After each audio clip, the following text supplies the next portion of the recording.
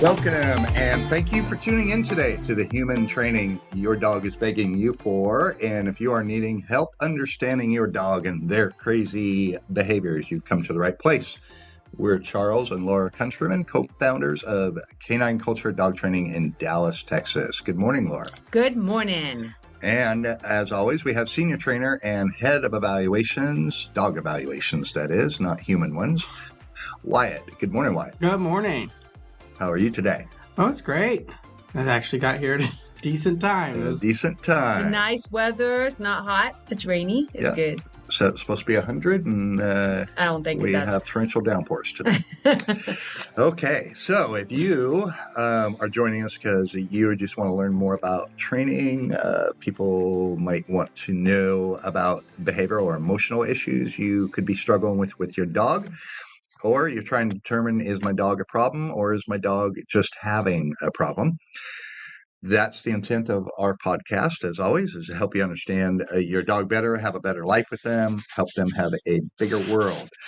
But today, we're actually not going to be really talking about dog training. Today, we're going to be talking about food, dog food. Oh, okay.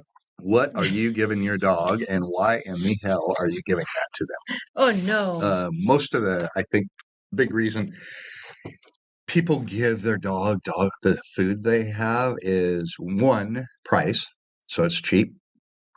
Or number two, the packaging. So that means the dog food companies are amazing at branding and marketing. Yep. People need to think of it from this perspective. When you're walking down the aisle and that bag looks all cool, it's got a bunch of red meat in it, a bunch of yellow vegetable or green vegetables, a bunch of yellow this. Your dog does not pick what it eats based on color. Good dog food should all be brown. So that packaging, that's for you, the human, to make an impulse buy. It is not for your dog. Your dog does not see that multicolored dog food coming into the house and go, oh my God, you got me kibbles and bits. Awesome. They don't know. That branding is for you to make it a impulse buy with no information. They're trying to get you to buy based on a picture, not what the ingredients are. And that's just crazy. Dog food should be brown.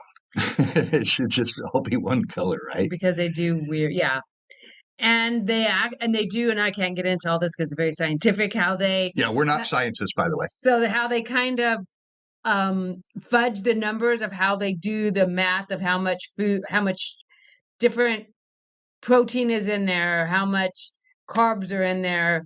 There's some formula that you have to find online to figure that out to get the real number.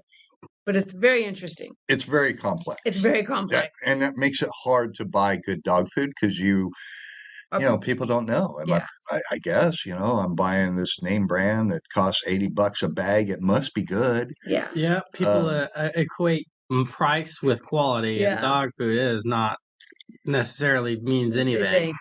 I've found that we tend to we tend to stay away from the really expensive dog food. It's not that good. Yeah. And there's going to be a good website that will be on the description that everyone should go. They rate dog food. Yeah, non-profit. We'll include a link to that website. It's called Dog Food Advisory. Yeah, Dog Food Advisor. .com, dogfoodadvisor.com, and the link will be in the description. Highly suggest. My favorite thing about that website is it's hard to just carte blanche say this is terrible food, this is good food, because it really depends on your dog's energy, their breed, depends on their age, it depends on their size. Do they have skin allergies? There are so many factors that should definitely be part of the decision-making process that someone makes for picking a good food for their dog. We're going to try to stay away from brands a lot, but we'll probably mention a brand or two here and there. But there's, some Science Time. All right, there's a brand. Some of their food is very specific for a very specific reason that dog needs it. Yeah. Medical. So those brands are very good. And some of their food is crap. Yeah. And it's expensive crap. Yeah. So just because your dog needed science diet for a very specific reason doesn't mean all science diet food is awesome. That is not the case. Yeah. But that's pretty much the case for just about all dog foods. Yeah. You know, they'll have a good brand or two and then some real crap ones. Because think of it from good, better, best. Ford, Lincoln, Mercury. Which one's the most expensive? Which one's the least? You create your own competition to capture more market. Mm-hmm. That's marketing 101, big business 101. That's what dog food brands do too. They create the best and then a good, that's what most people get. And then, or a better, and then a good, which is really crap. That's, it's good, better, best. They have 3 different brands because they want to capture more market and they create their own competition. Yeah. And they might not all be called the same. So here's one, Purina Dog Chow, one of the most popular dog foods out there. Would never feed that to my dogs ever in a million years. There's another one called Alpo. Alpo is Purina. Mm-hmm. Also would not feed that to our dogs ever. But they are made by the same manufacturer. I'm not picking on Purina.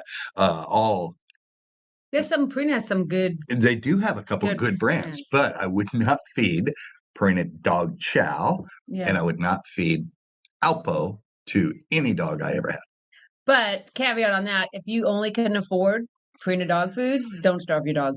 Yeah, don't starve your dog. Yeah, but there's still better. There's better option at a lower price because some people need lower price dog food because they can't afford. Like we don't feed our dogs. The boutique fresh ingredients that are shipped to your house. I priced that for our dogs. I'm like, holy hell, I love our dogs. Yeah. I'm not spending $300 a month per dog on dog food. I would very much argue that like the raw dog diet food is probably the best, and it's raw meat and stuff. I can't afford that. It might not be the best if you're not getting the ratios because dogs aren't all carnivores. They have evolved, so that's need part of the raw diet. It's not just meat. I know, but you have stuff. But it's a lot. It's more than just throwing chicken to your dog. No, I know, but it's I know you know, but some people don't. I don't know. You get some pretty cheap chicken legs. I mean, if you're going for the healthy route, you probably want the expensive stuff. Dogs are not carnivores. Cats are. So if you have a cat, they need meat. They don't need any vegetables, fruits, nothing. They are definitely carnivores. But over time, dogs have learned to eat what we eat. So you have to, just like us, get their protein, get their fat, and their carbs correct. Yeah. And that's a big thing. And if you have a high drive like a Mal, it's going to need different than if you just have a lap dog, little. Well, Abby will only really eat meat. Yeah. Pickles, my husky. Well, Abby's my box pit. Pickles, my husky pit. He will eat literally anything. Yeah. Carrots. Yeah. Bell peppers, meat, anything. The dog's a straight omnivore. Yeah. You don't care. But that's interesting because our Malinois will only cook meat. If you try to give it like the fat off something, the other ones eat it all day long. He will not eat it. He'll look at you like, what are you doing? That has not been cooked. You are being lazy. Cook it and season it before you try to give that to me. Yeah. Yeah. Dogs definitely, just like humans, can be finicky, picky. Yes. That's all right, Like George, he's 10 years old. We got him the old man dog food. He hates it. He won't eat it. It don't matter. The other dogs, Dolly, the 2-year-old, she's loving that stuff. And it has less stuff in it. So maybe he needs less protein. Or maybe he needs more protein and she needs less. I don't know. But she's gained weight on it, so I don't know. And if your dogs are eating a lot of stool, you need to evaluate what you're feeding them because it's a common reason for that is it's their body desiring and needing proteins and ingredients that they're not getting in their food. So switch to food if you have a dog that if people have dogs that are eating their stool because they should not do that. It's disgusting. But there's usually a reason that's dietary that dogs do that. But after a while, if you let it go on too long, oh my God, now it's a habit. and then you just got to break that habit. Yeah. But always start with food. Change up the food. And there's stuff now you can put in food because some dogs like to eat poop. Dogs are not people. They sometimes just like it. Yeah. So sometimes you got to put stuff in it. Yeah. So then you'll add some stuff to their other dog's diet to make the poo taste different. It's like dogs raiding litter boxes, and I'm like, what is with cat poop? Like, why it's all protein. Are you obsessed with it? Jesus. So the main thing with dog food is all dog foods are not created equal. This is true. Like I said, there's over 600 brands of dog food, and the drawback of dog food or the pet food industry, it's not regulated nearly to the degree that our people food industry is. Many things that can be added to dog food would never be acceptable to be in a human food. And then labels. Oh my God, be careful about all natural, organic, and all that. I mean, it's pretty much half BS on human food. It's almost all BS on dog food because they are used so loosely, and it's such an under-regulated market that there's one natural ingredient in there, but all the other ingredients could be total garbage. So do not make a buying decision based on the packaging saying organic or natural. You need to look at the ingredients. Read the ingredients. And see if you know what all those ingredients are. And if you don't, Google them. So speaking of ingredients, so if you are looking at the back, if someone's looking at the back of their garbage bag, dog food bag, these are the ingredients you absolutely really want to avoid in dog food. BHA, I'm going to try to pronounce it, butylated hydroxyanisole. Totally butchered that. BHA, avoid it. BHT, avoid it. Ethoxyquin. There we go. Woo. Told you we're not scientists. Ethoxyquin. Nitrates. Avoid them. Propylgalate. Don't even know what it is. Avoid it. Carrageenan. Obviously, MSGs aren't good for humans either. And then sodium hexametaphosphate. Any kind of sodium is probably not good. So just go with that. That's right. Sodium is sodium, right? Pretty much. So those are absolutely ingredients that you would want to avoid. I got a couple more. Okay. Corn syrup. Yes. Oh, yeah. Artificial food coloring. Yep. It's a big one. Huge one. They used to do like industrial paint. I guess they're moving away from it. Thank God. Yeah. Sawdust they used to put in dog food. Sawdust too. Yeah. But they weren't going to say that. Some kinds of rendered fats, because there's like natural good fats, and there's the rendered. It's like the pink goo and chickens. Yeah, it could literally be a shovel full of scrapings off the butcher floor, and it's rendered fat. Yeah, icky. Yeah, it should rendered fat is no good. It should be free of all artificial flavoring, coloring, or preservatives. And the coloring, so number 4, red dye. Not allowed to be both in human food, but it is in dog food. It's linked to cancer. Yeah. 100%. So, avoid food coloring. That's why when we look for dog food, it's brown. It should not be colored. Yeah. Your dog does not color. That is like the bare minimum thing you look for. Yeah, brown dog food. That's the only thing you can do. Get the brown stuff. It does not need to be green. A lot of, unfortunately, the major brands are not that good. I don't want to pick on anyone. If you Google top 10 bad dog foods, you'll get the same list that I have. Yeah. and then the dog food companies can sue them, whoever put that list together, and not us. Yeah. They have a lot more money than we do. The hard part too is it's hard to say, well, Purina is just trash. Well, it's not. There are good brands within the Purina line. Yeah. And even high-end dog food, there's some good ones and there's some bad ones. Absolutely. So some of the really expensive dog foods, I'll give you an example like Blue Buffalo, Royal Canin.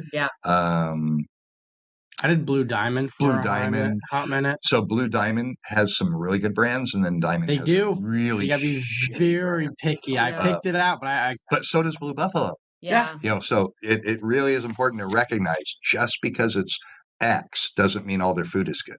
Good, better, best. And unfortunately, in the dog world, for dog food, good does not mean good. It means crap. So they probably have a best line, but that does not equate to all their lines being the best. One way you can see if you don't want to do all this homework is how big is your dog's poop. Because if they have big poopies, that means they are not processing the food at all. It's just passing right through. Yeah. So we've tried lots of dog food over the forever, right? And we've had ridiculously expensive dog food made out of, from buffalo and this and that. I mean, real buffalo. We had really good dog food, not just named buffalo, but it was really buffalo food. Yeah. And then, and there are times in our lives we had really shit food. Yeah. Because that was our budget. So what you just said is how we really decided on the food that we use for our dogs is we were on a really high-end dog food, and I was just amazed at how large our dog's stool was. I'm like, crap, are they digesting and absorbing any nutrients out of this? That their stool should not be this large. It's just all going right through. It was like Alpo dog food. Yeah, it was ridiculous. And then we switched. We use Victor food. That again doesn't mean every brand or bag of Victor food is the best, but we use Victor, and they have a lot of good brands. The first thing I noticed is how small their stool is and how tight and compact it is. Yeah. Immediately, within 3 days, it was significant. They poop less too. They poop less, so less to pick up, and the stool piles are smaller, so less to pick up, which is nice. But the main thing is that means they're absorbing more nutrients. They're actually getting more out of the food, and you're feeding them less. If we fed Lincoln as much as we would feed him with another dog, he would actually probably get fat. George would definitely. And Dolly. We have to monitor George's Dolly's because they're not as active as Lincoln. But you look at the stool. It's going to tell you a lot about what you're putting in your dog based on what's coming out. Yeah. Well, it's like the people that do the raw diet and actually do it correctly. Mm-hmm. People are like, it almost dries up and disintegrates in your backyard. Yeah. You almost don't have to pick it up. Yeah, I'm all for the raw diet. Raw, natural diets. Throw dogs like vegetables, include veggies in there. Yep. It's just a lot of work, and it can be quite expensive. Yes. But if you're on board with it, by all means, you're taking all the processing hopefully out. Yeah. As much as possible. I mean, if it truly is all natural ingredients, raw veggies, raw food, raw meats, raw organic, fish. Yeah. If you do fish, though, if you do salmon, make sure it's not. I'm having a brain cramp. Farmed salmon. Wild caught. Yeah, it's got to be wild. Farming is really that the oils in it is not good for a dog. Yeah. And then there's some dogs that don't like it. Our dogs do not like fish. Yeah, we've tried numerous salmon. And we would buy the good stuff. When you open that bag, it smelled like fish. It smelled like salmon. I mean, it's going to be good for them. Nope. They don't like it. None of our dogs. Which is hard to do because George likes pretty much everything. Yeah, so that was crazy. So when you look at the ingredients, this is kind of what you want to look for. You want a higher quality meat-based protein. It's higher in natural fats and oils, low in carbs. Because carbs, carbs, those are their fillers. So the lower you can get, the better. You want it formulated with a named animal source, so not generic. They're actually saying there's chicken in here, there's beef in here. Name it. Name what it is. Free of artificial flavors, because we already did that. Complete with all essential vitamins and minerals. Dogs need those. So that is what you want to look at. You want to be able to identify what's in your dog's food, just like in humans' food. Yeah. There might be a minor ingredient here or there because even in human food, sometimes I wonder what the hell am I eating? Yes. But it should only be an item or two, and you should be able to Google it and go, okay, I guess I can live with that. Yeah. Well, it's like that with anything. Like salt it's not just salt in your salt shaker. Yeah. There's another thing in there. All it is stops clumping coming out of the bottle. And that might not be It's good. not trying to kill you or anything. Yeah. But it's not just pure salt. And, So you should and you mentioned corn syrup earlier. Yeah, corn syrup's really bad for dogs. It's similar to humans. It's a sugar. Mhm. The problem with corn syrup is it's very addictive for dogs. Yes.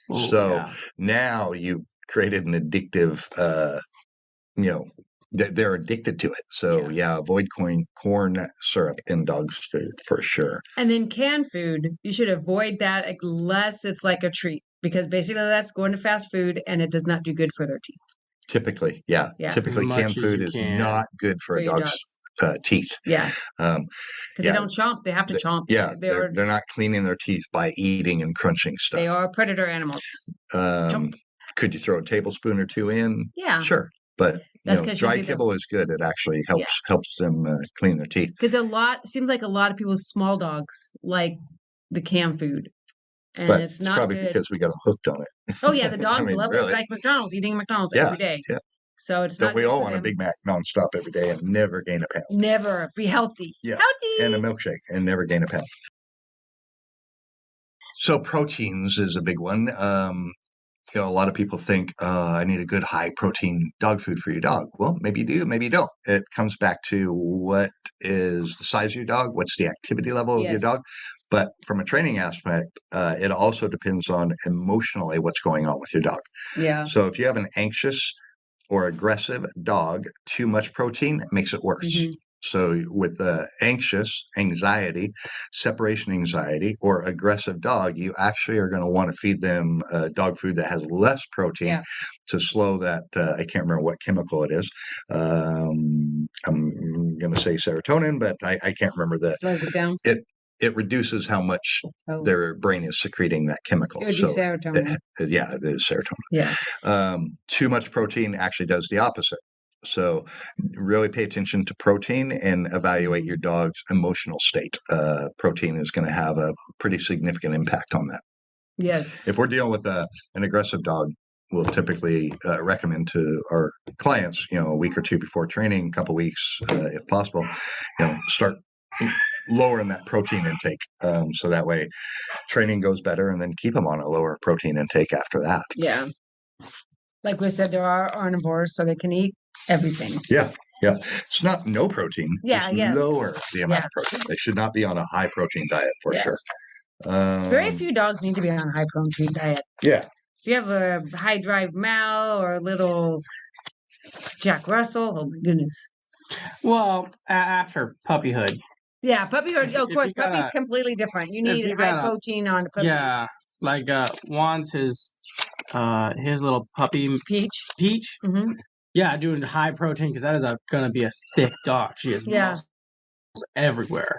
Long term, I don't know if that's the best bet, but as a puppy. And then you need to think about what puppy you have. If you have a Mastiff, if you have a big, they need to be on puppy food not as long as the other ones, because you don't want them growing too fast, because it's very bad for their hips and their joints and all this stuff.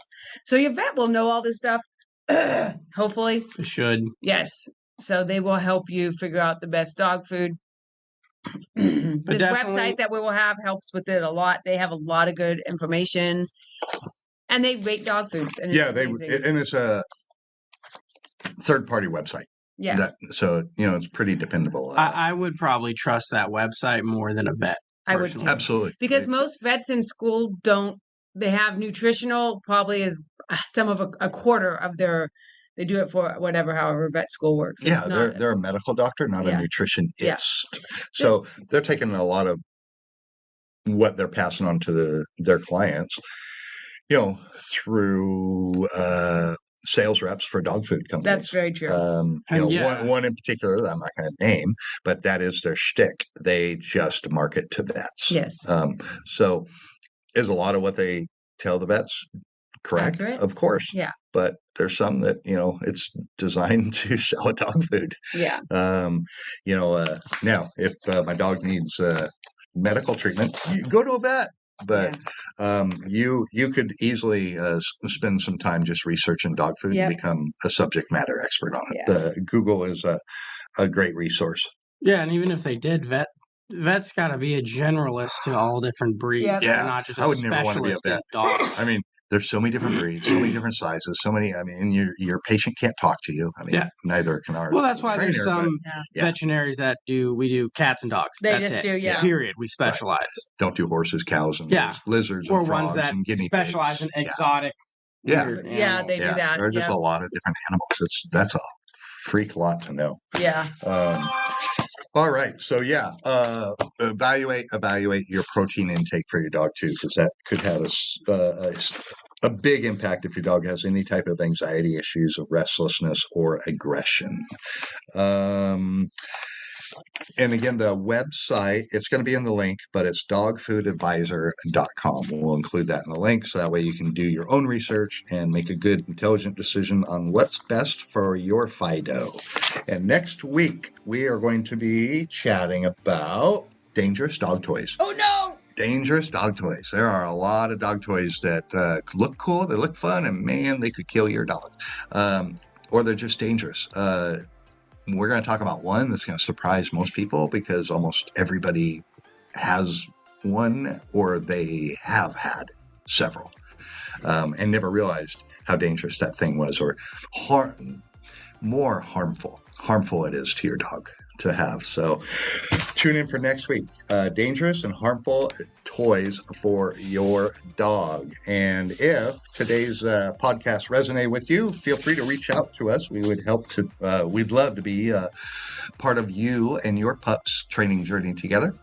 Help you guys have a big world together, and help your dog get out there and know that the world is a big fun place, not a big scary one. Most dogs can't enjoy the world around them because they don't have the skill set to do so. So we'd love to help you guys have that. Go to k-9culture.com, click on Contact Us, and what your training goals are, and we'll reach out to you. And be sure to follow us on Instagram and Facebook. Our handles are K9 Culture Dog Training DFW. And until next week, Go have fun with your dog.